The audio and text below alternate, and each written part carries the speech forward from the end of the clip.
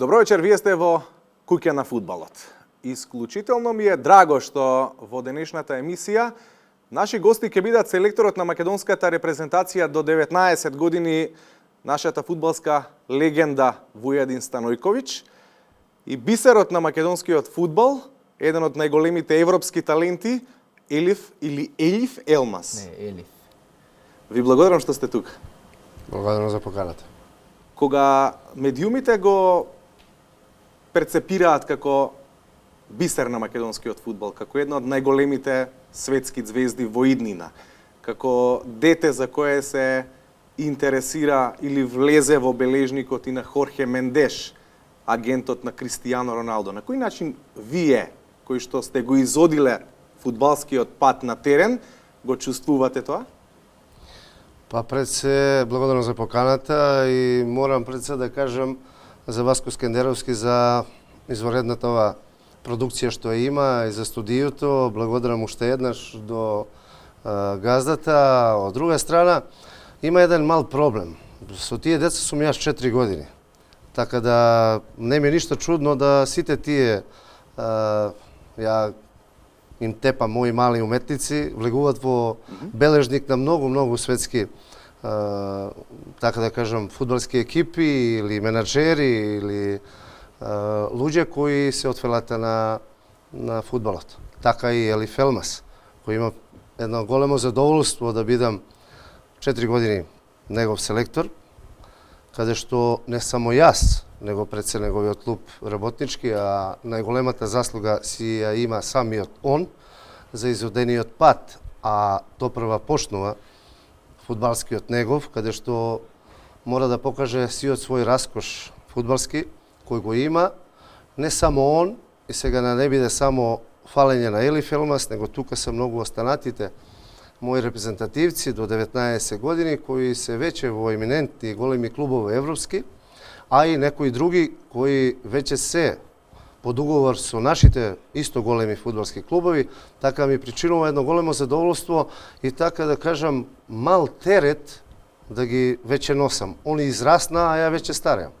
Како се доближува првиот надпревар од квалификацијскиот турнир за пласман во елитна фаза на репрезентацијата која ја водите, веројатно товарот на плеките ќе биде уште поголем. Не, напротив.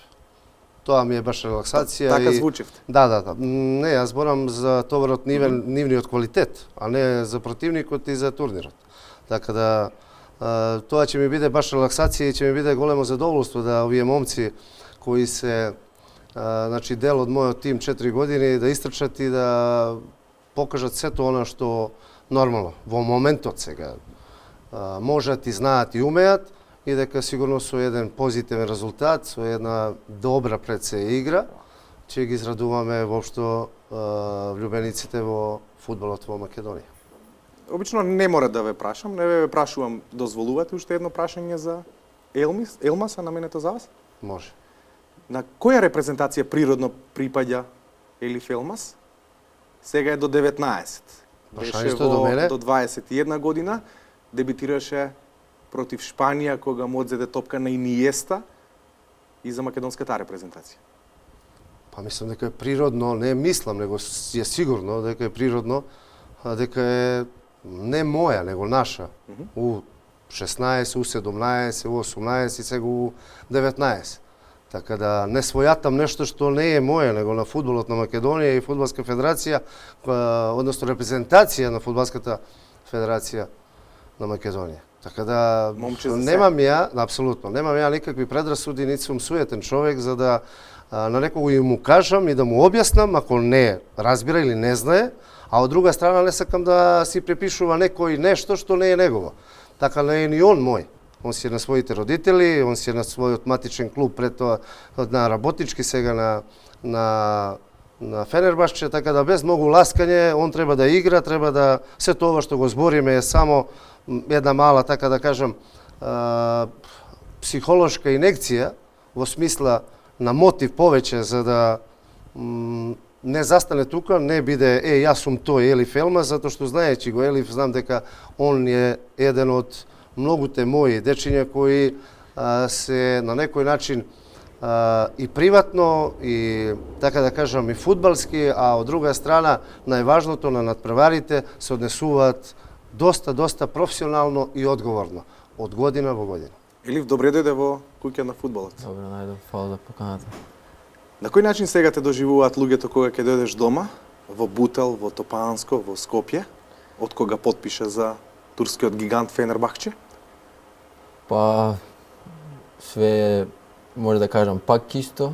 Јас сум секогаш исти за сите луѓе.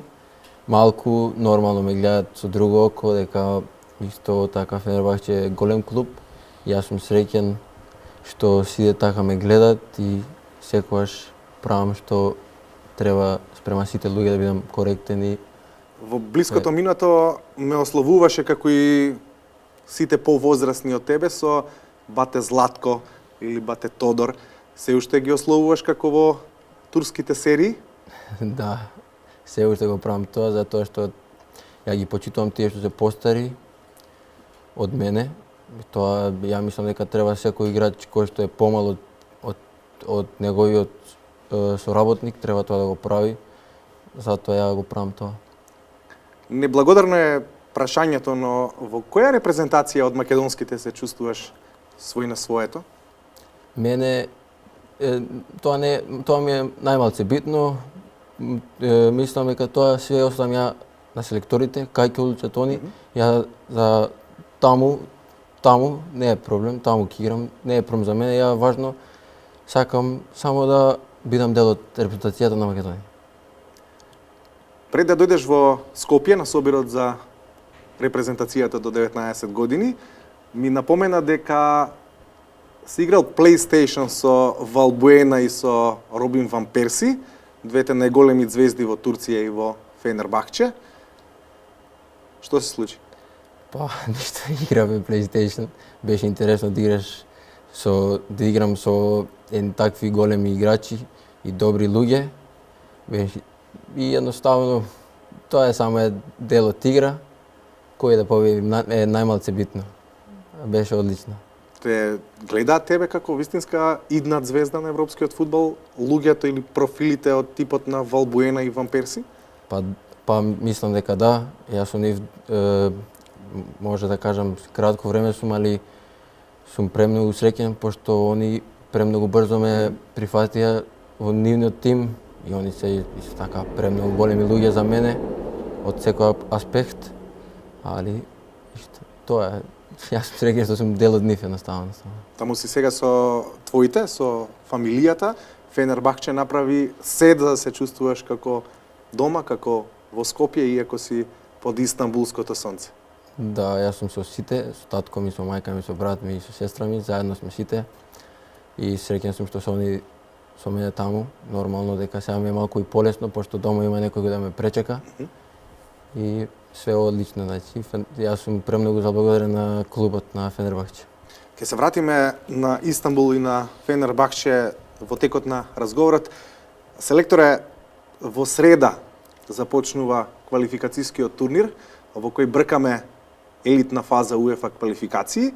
Горан Станич со Македонија до 17 години, по пауза од една деценија, 11,5 години поточно, се пласираше во елитната фаза на УЕФА. Вела дека вашата генерација е најталентирана која Македонија некогаш ја имала. Имате 11 интернационалци од 22 фудбалери во составот. Тука се Стојменовскиот Карабах, Феруковскиот Офенбах, Митровскиот Спортинг Лисабон, Јани Атанасов, Чурлинов од Кјелн, Трапановскиот Славија, Миовски.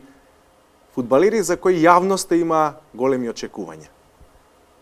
Групата е исклучително силна, со Швајцарија и со Белгија.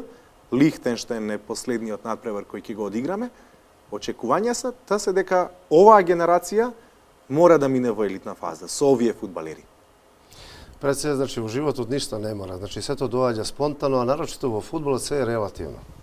Значи, во фудбалот може да се случи да имате одлична генерација и да на некој начин, поради одредени ситуации или одредени, така да кажам, можда тактички или индивидуални грешки, може да направите проблем. Меѓутоа, пред се сакам на Станке да му честитам за понатаму во елитната рунда. Како да ми одбегнувате дел од прашањата. Дефинитивно ќе Најнапред се одговорам. заблагодаривте за тоа што му е работа на собственикот на продукцијата, да возможи добри услови, баш а така. сега и на Горан Станич кој што рака Да. на срце со генерација за која многумина велеа дека нема да успее. Па успеа. јас еден од малкумит или не знам, можда и некои други, јас само едно му кажав дека овие квалификации, сето ова што го направи, значи без разлика на критиките што ги имаш и без разлика што некои велеа дека твојата генерација ваква или онаква или за мојата вела дека е не знам каква, твојот пред се стручен штаб и нарочито твојата тактичка замисла и твојата тактичност што ја имаше ти и Марио со својот помошник кој е Вујовиќ, направивте да дојдете во оваа ситуација како што сте. Што се однесува до мене, значи ја сум тотално растеретен. Значи ја мојата мисија ја завршив. Ја продолжувам понатаму ова што се случува и ова што ќе се случи сега од 11 до 14 пред се Швајцарија, Белгија, Лихтенштајн, за мене е еден шлак на торта кој сите овие момци што се со мене толку години ќе покажат и ќе докажат дека не е ништа случајно, дека сето она што се негде или некој што во нив верува е вистина. Без разлика на било каков резултат, одговорноста е моја. Без разлика на било каков успех, радоста е нивна. Така да не избегувам ниеден одговор, нити ниедно прашање, него напротив, него сака малку пошироко, јас сум малку поопширен човек кој сака малку поопширно сето тоа да го објасни, а не у кратки црти и да не се разбереме.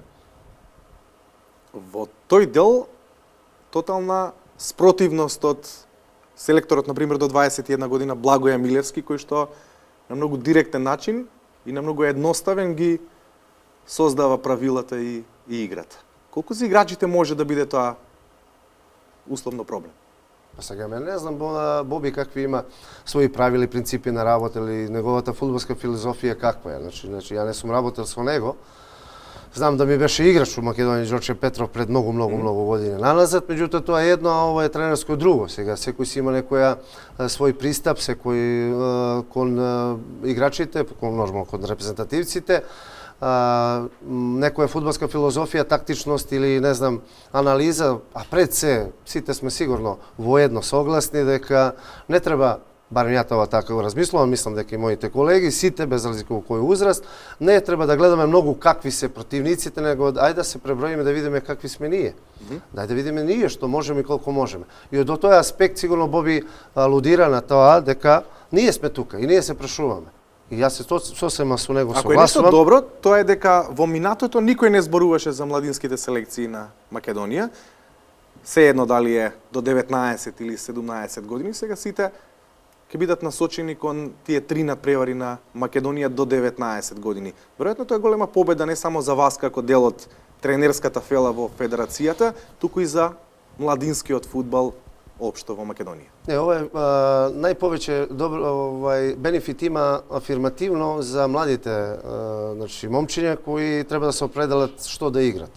Дали кошарка, фудбал, дали некој друг спорт, и дека сигурно со резултатите, апропо сето ова што го зборам, сигурно дека тука се големите резултати и на рукометарите, на кошаркарите, меѓутоа каде што сепак важната работа споредна работа на светот е фудбалот, дека ова за мене е такво нешто. А од друга страна, не е ова случајно и преко ноќ дојдено, него јас се сеќавам и пред 4 години дека и пред 5 години дека беа многу скептици, многу мина, не знам, скептично разговара, реагира, мислења има за академиите, за репрезентациите младински. Меѓутоа дојде ситуација каде што со една трпелива, квалитетна, стручна, добра работа, организацијски подкована и логистички одлично испратена, дојде у ситуација да сега и U19, пазите, U19 игра.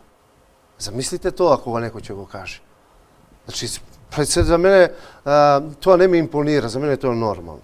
Затоа што јас цело време го зборам, ја го зборам тоа 5 години уназад и викам дека оставете малку, знаејќи кого имам поред себе, не така далеку, знаејќи каква има млада репрезентација, пошто бев и 2 утакмици селектор на млада репрезентација, завршна со Израел, нели, после Бобан Бабујски, видов што всушност ја располагам и со млада, а и со овие млади уметници. Или тешко е да се... Не рачунајќи ја А репрезентација која сигурно сите сме ние сервис на таа репрезентација која само она се гледа и према сите параметри се управуваме према неја. Или тешко е да се соочиш и да ги прифатиш различните профили на селектори. Сега си со Станојковиќ, утре можеби ќе бидеш со Милевски за надпреварот со Австрија. Здравје Боже со Игор Ангеловски во репрезентацијата. Па нормално, малку е некад тешко да се навикне на секој селектор.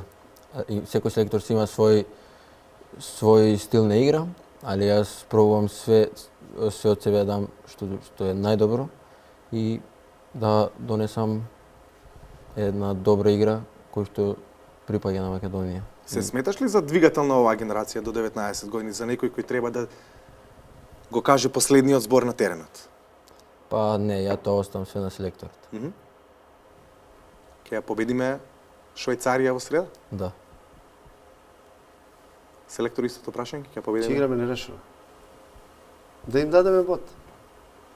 Пред се, значи, тоа е многу тешко прашање. Значи, ја не сум човек кој многу прогнозира, нити па човек кој е превише, така да кажам, песимист или оптимист. Не, него реалноста. Со она што имам, со што фудбалската репрезентација до 19 квалитетот што го има и сиот тој нивен раскош го поседува.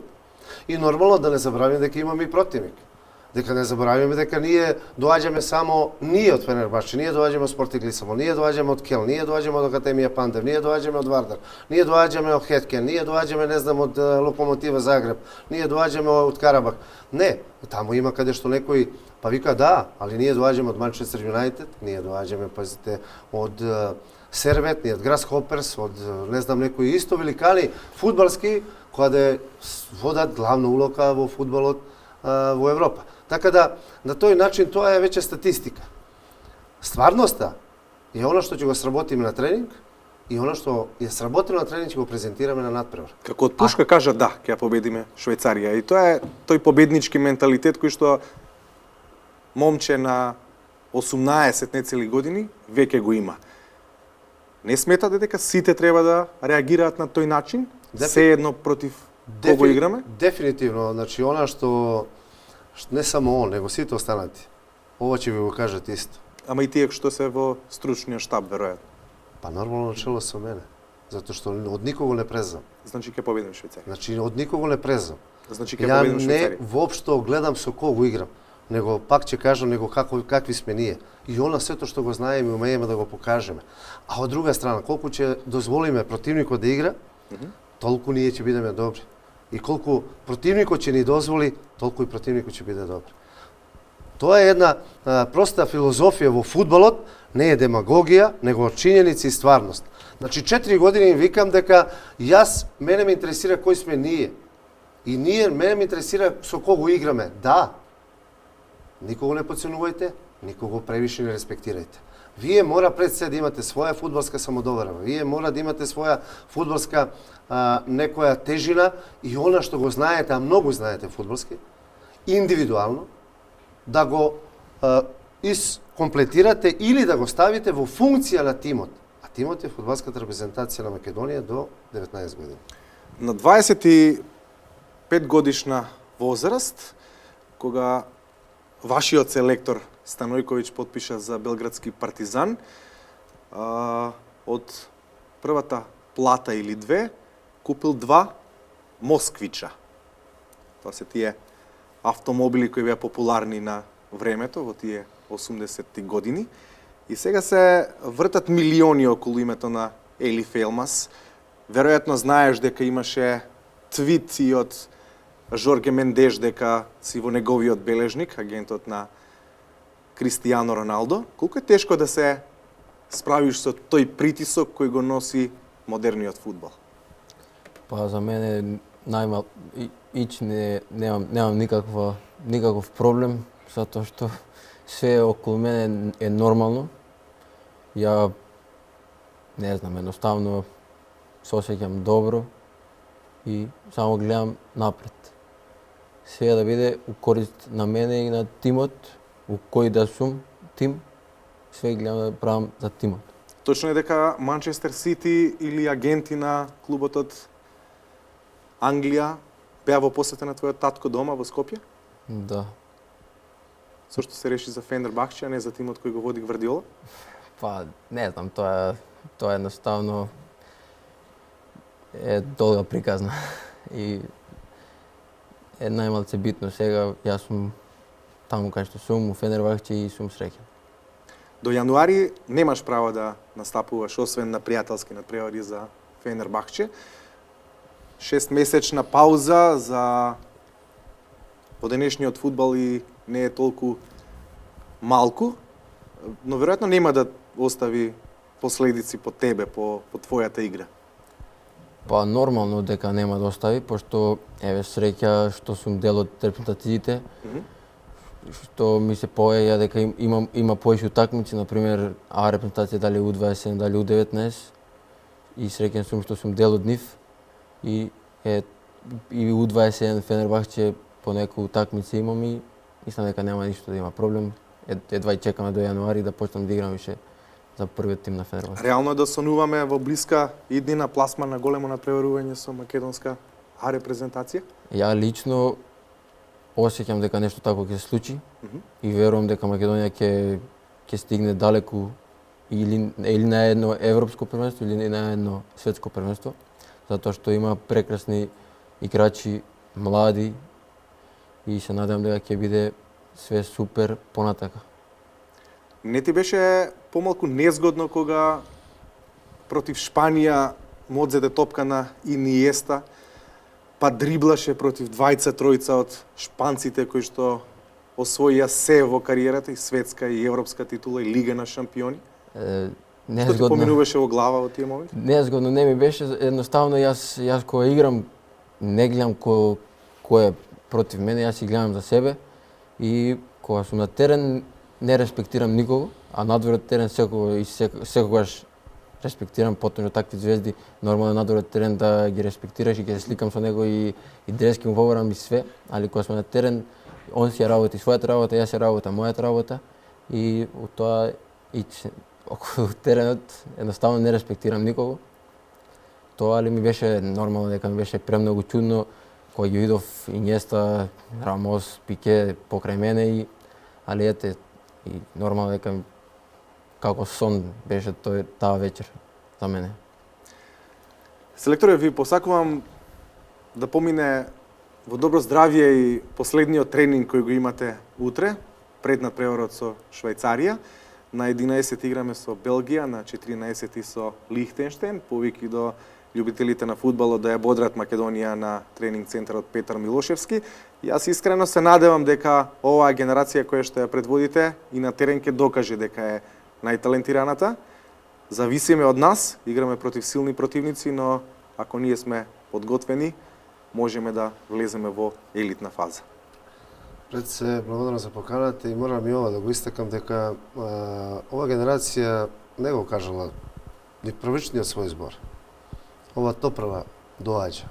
И топрва ќе не само на некоја елитна рунда, не само на едно европско првенство, благодарение на Боби Милевски и нашата млада репрезентација, него и ја репрезентација ќе го повторуваме во тоа во континуитет. Тоа е тенденцијата, а јас се надевам не само со ова генерација, не со генерацијата која е У21 и одредени фудбалери кои се во репрезентација. Меѓутоа да не ја заборавиме и генерацијата на 2000-та на Добринко Ливевски Пижон, да не ја заборавиме и на Станке 2001, каде што од сите тие генерации ние за 3, 4, 5 години ќе имаме, значи после У21 ќе имаме, значи, десетина години период каде што ќе играат и ќе бидат конкурентни на европското, на фудбалско, така да кажам, не само тржиште, него надпреварување, а што е најважно дека сите тие момци ќе бидат у добра кондиција, ќе бидат у добра форма, ќе бидат пристојни, добри момци, што пред се на мене ми е тоа најважно, дека ќе бидат утре домаќини, дека ќе бидат без разлike каде се, какви се и колку тежат, ќе бидат едноставни, пристојни, затоа што величината на човекот, а и на тешкото нешто кој во фудбалот е едноставност. Ви благодарам што бевте во куќа на фудбалот. Елиф, ти посакувам да останеш тоа обично, пристојно воспитано дете како што те знаеме, ти посакувам многу здравје и успех во Фенербахче. Имате вистински предводник во репрезентацијата до 19 години, сите ја знаеме фудбалската величина на Вуједин Станојковиќ. Да ја победиме Швајцарија. Па здравје Боже, пласман во елитна фаза. Ви благодарам што бевте во куќа на фудбалот. Благодарам. Го гледаме прегледот на најинтересните моменти од надпреварите од 14-тото коло во првата македонска фудбалска лига, а потоа се враќаме со анализа на спорните моменти од надпреварите кои ги следевме во живо на tv.ffm.mk.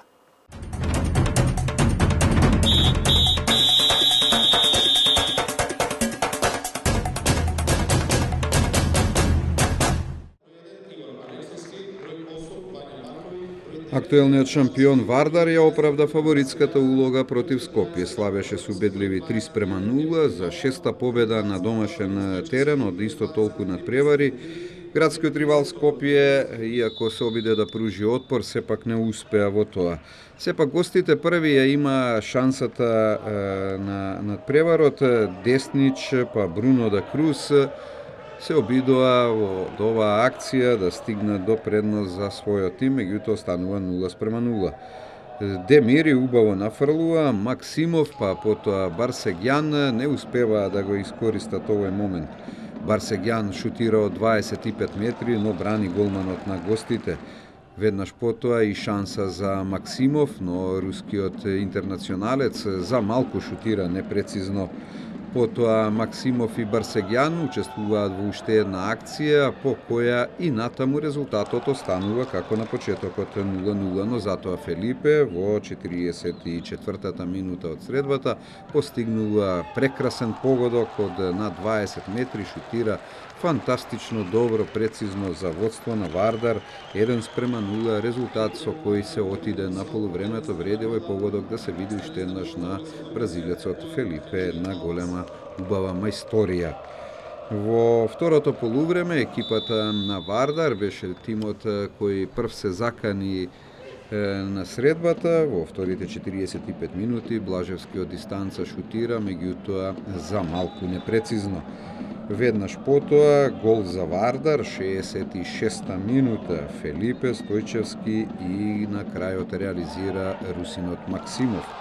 Вардар 2, Скопје 0, 66-та минута од средбата. Вардар ја најави победата со ова водство од 2:0, а уште еднаш го гледаме завршниот дел од акцијата по која русинот Макси Максимов стрелаше за водство од 2:0. Конечните 3:0 ги постави Джигаури по оваа убава акција. Убаво се снајде тука на линијата од 16-сетникот, шутираше прецизно за конечни Вардар Скопје 3:0. Вардар со оваа победа останува во игра за титулата, иако заостанува доста зад екипата на Шкендија, но има и два надпревари помалку.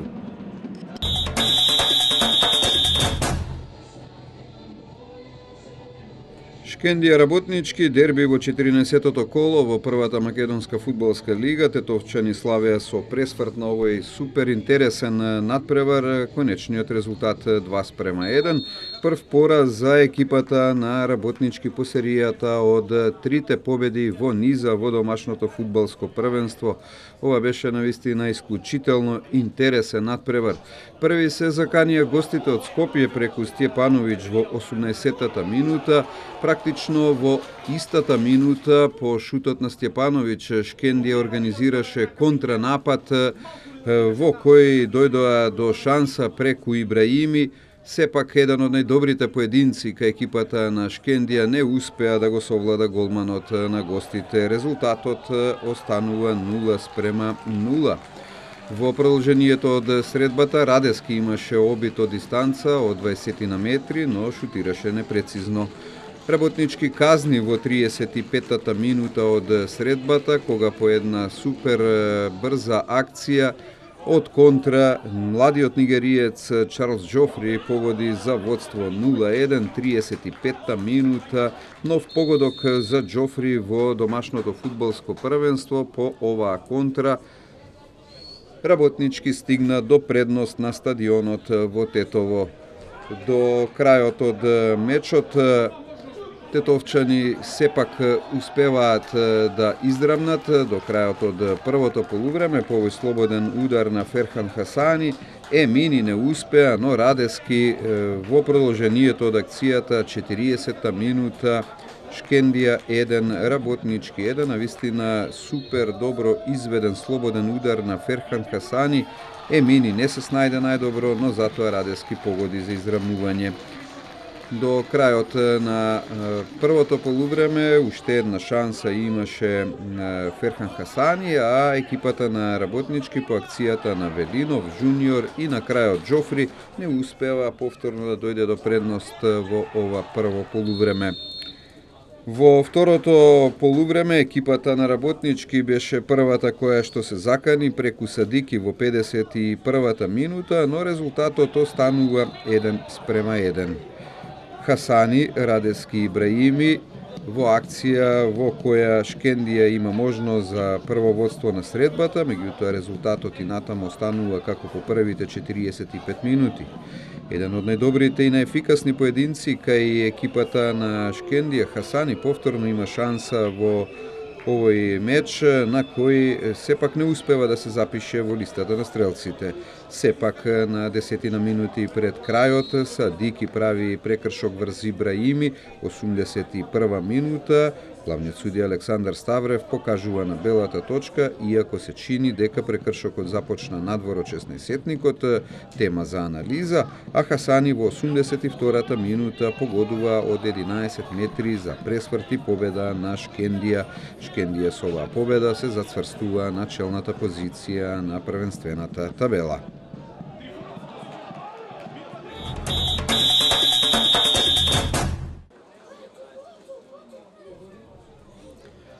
Во Скопје, Шкупи и Силекс одиграа надпревар на кој беше постигнат само еден гол, а се радуваа гостите од Кратово. Трета победа за Силекс на гостински терен сезонава во прволигашката фудбалска конкуренција, втор пораз на екипата на Шкупи на Чаир.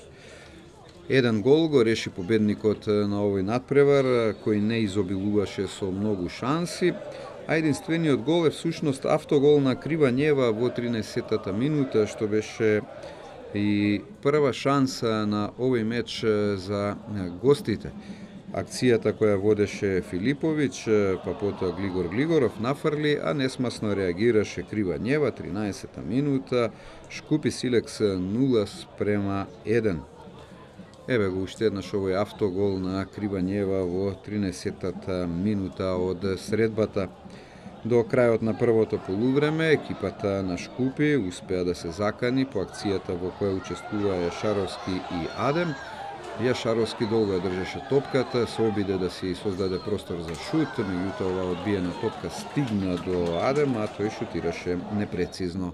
Пред последниот цвиреж во првиот дел на оваа средба во Скопје, закана на Шкупи преку Имери, но шутира и тоа како непрецизно, значи по првите 45 минути Шкупи Силекс 0:1.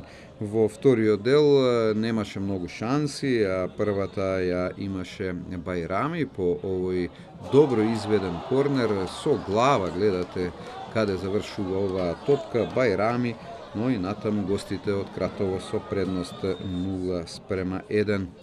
До крајот на мечот уште една шанса по акцијата на Мобела, Јашаровски на крајот не успева да погоди за изравнувачки погодок. Конечни Шкупи Силекс 0:1 на стадионот Чаир во Скопје.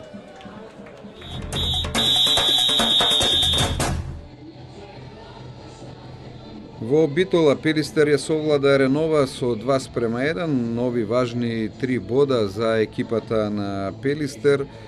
Ренова нема победа сезонава на гости, има 4 порази, додека Пелистер ја запиша 4-та победа во шампионатот на Македонија.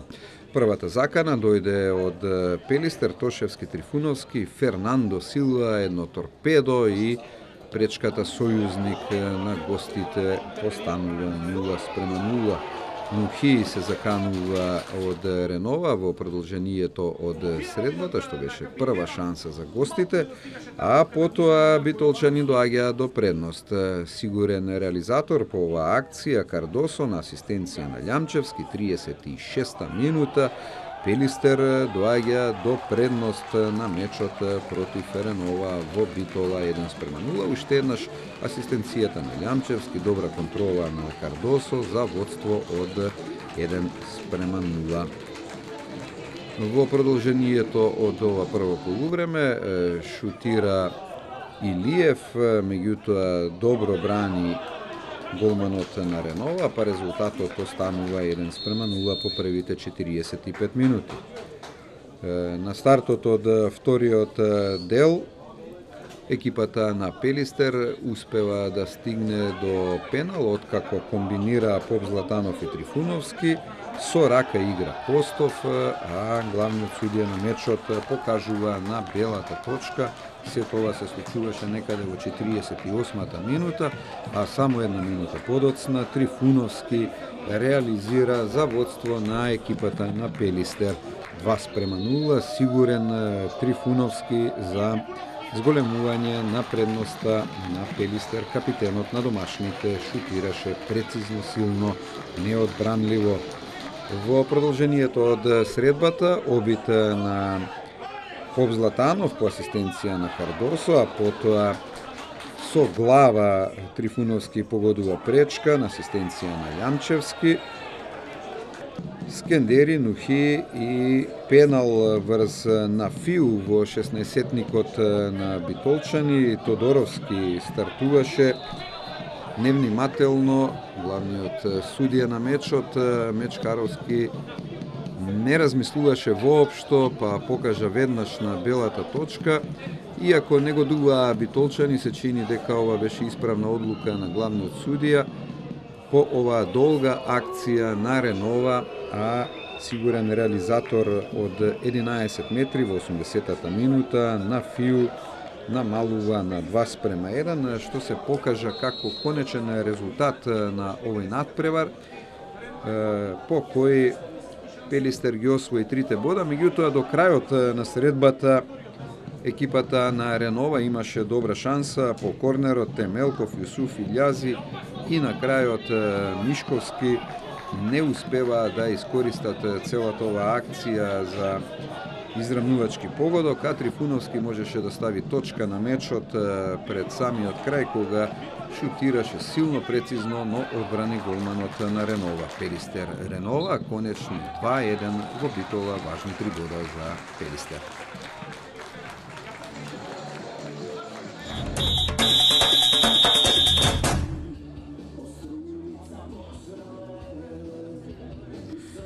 Во Струмица Академија Пандев победа 0:1. Интересно е тоа што за дебитантот во првата македонска фудбалска лига ова беше прв пораз пред своите навивачи. Прва победа за Победа Прилепска на гости сезонава во првата македонска фудбалска лига. Тоа се главните акценти од овој меч одигран во Струмица. Први на оваа средба на стадионот Младост се заканија домашните по овој напад. Ѓорѓи Марков, соло акција, но ниту шут, ниту центар шут, па резултатот останува како на почетокот 0:0. Закана и од гостинска страна Цветановски, Наумовски и на крајот Станич не успеваат сепак овој напад на Прилепчани да го претворат во погодок, една долга, убава акција по која резултатот останува непроменет. По заканата на победа, закана и од страна на Академија Пандев. Сашко Пандев учествуваше во оваа акција, по која Балдо Валиев шутира многу непрецизно.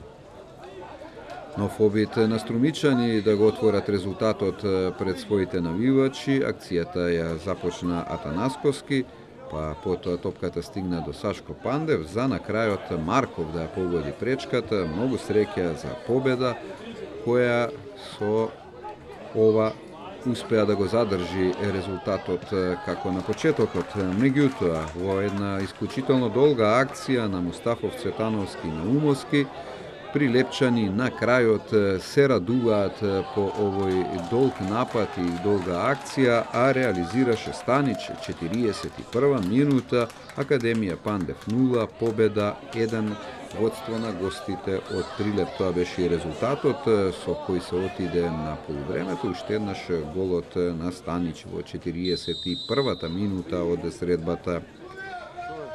На стартот од вториот дел екипата на Академија Пандев имаше слободен удар, Стоилов погоди пречка од 20 на метри, еве го тој прекршок по кој Стоилов шутира силно, за малку непрецизно, од слободен удар останува 0:1. Академија Пандев не успева да изравни, иако беше ова навистина фантастична шанса. Последната можност на овој надпревар во Струмица ја има домашните играчи, и тоа преку искусниот Сашко Пандев, меѓутоа резултатот остана непроменет. Академија Пандев со овој пораз практично ја загуби втората позиција на првенствената табела, но и натаму котира високо во прволигашката фудбалска конкуренција.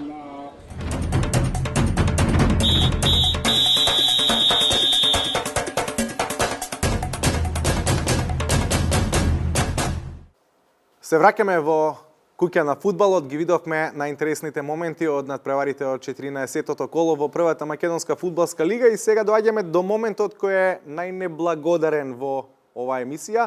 Добро вечер за Ванчо Костенчев, човекот кој што ги анализира судиите, нивните добри или лоши моменти на надпреварите од првата македонска фудбалска лига, и ме опоменавте условно затоа што минатиот пат не бевме јасни што значи влечење за дрес, што значи стартот зад грб.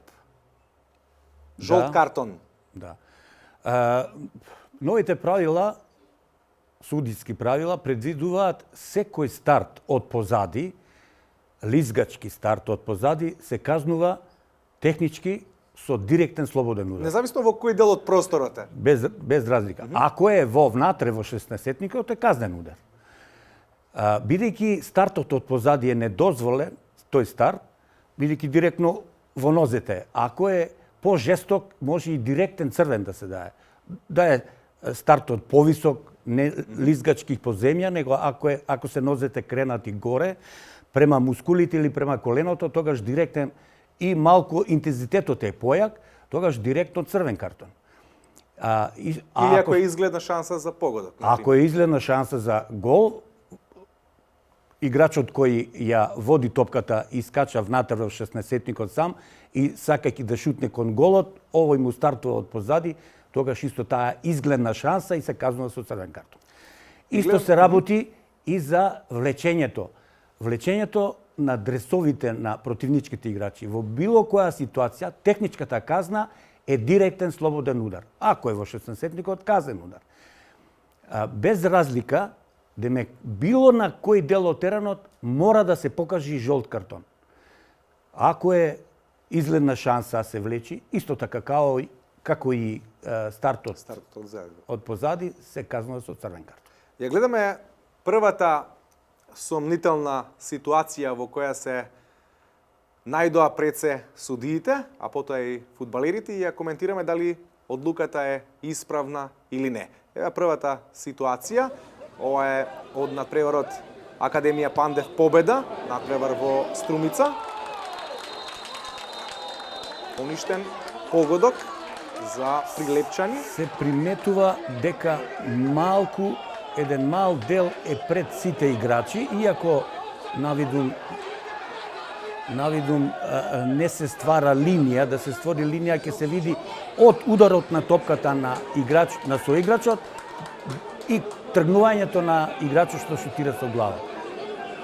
Вака, еве, најдобро помошникот, верувам дека помошникот исправно постапил. Бидејќи беше сепак на линијата од 16 метри. Да. Иако е сумливо, лично верувам на помошникот, бидејќи се овие проверени помошни судии, верувам дека исправно е подигнал. знаменски. Тоа е првата ситуација од надпреварот во Струмица, Академија Пандев против Победа. Победа славеше со 1-0 на тој надпревар. Еве втората ситуација во која ќе оценуваме дали судијата е во право или не.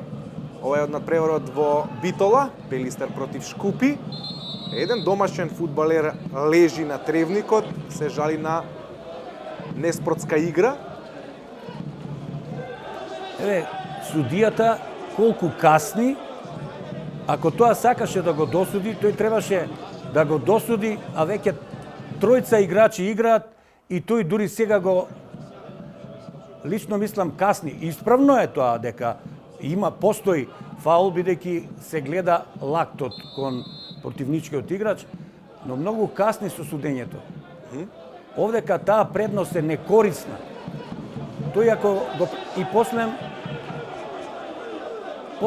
еве ја крати играта, после одиграни, да не речам скоро една минута. Грешка му е што од први не го суди. Ако он мислил дека нема ништо, што го досудил сега? Ме касни во одлуката. На надпреварот во Тетово меѓу Шкендија и Работнички, кој заврши со триумф 2-1 на Шкендија, имаше 3 спорни ситуации, сите беа за пенал. Ке ги искоментираме, главен судија беше Александр Ставрев. Ова е првата ситуација во која домашните бараа најстрога казна. Бесарт Ибраими беше во 16-етникот на Работнички. Нема пенал, нема ни намера, ни сака да дури ја крева, но раката да не удри, овој нема пенал. Исправно не досуди. Застана и Ибраими, барајки пенал. Да.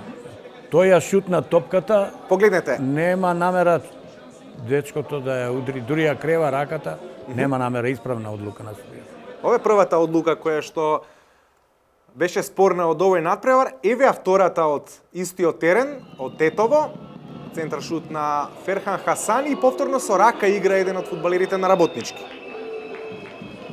Многу убаво се гледа дека играчот со белите не ни гледа акцијата, ни топката и случајно ја крева раката да не падне. И исто тука исправна одлука, нема намера топката да ја удри со рака. Еве одново таа ситуација во која Цуцули ја врати топката во петерецот на Работнички, ќе ја видиме и третата ситуација. Не го брани која... голот тој, така да исправна одлука на судијата. Во третата ситуација Ставрев досуди најстрога казна за Шкендија. Еве го моментот кога бе фаулиран Бесарт Ибраими. Да, влечењето од први држи, али влечењето се случува внатре. И линијата е составен дел, така да... Значи, главната дилема е дали се случува во 16-етникот или надвор. Еве го моментот. Држењето е директно во 16-етникот. Првиот случај кога он ја крева ногата и сакајќи да и го изгуби, еве гледате, го изгуби фактички играчот ќе го поминеше и он го фаќа за рака и исправна одлука, тука пенал. Значи, го потврдува епитетот Александар Ставрев на наш најдобар судија. Сите ситуации за кои ние, обичните гледачи, мислевме дека се пенал или не, Да. фелата ги демантира. Да, јас лично исто мислам дека Ставрев е смирен, достојствен за просторот што го зафаќа во судиската организација како главен судија. Тој е наш најдобар меѓународен судија и лично мислам дека не би потпаднал под секакво влијание, па и тука многу реално ги отсуди сите спорни моменти што ги видовме. Ви благодарам што бевте во куќа на фудбалот и ги разрешивме на некој начин дилемите, посебно над преворот Шкендија Работнички, во кој видовме 3 спорни ситуации. Да, ви благодарам и на вас. Бодрете ја македонската репрезентација. На 8 играме против Швајцарија, Македонија до 19 години, Македонија против Норвешка на 11 на националната арена, на истиот стадион, Македонија до 21 година против Австрија на 14 ноември. Купи карта за 100 денари и бодри ја македонската репрезентација.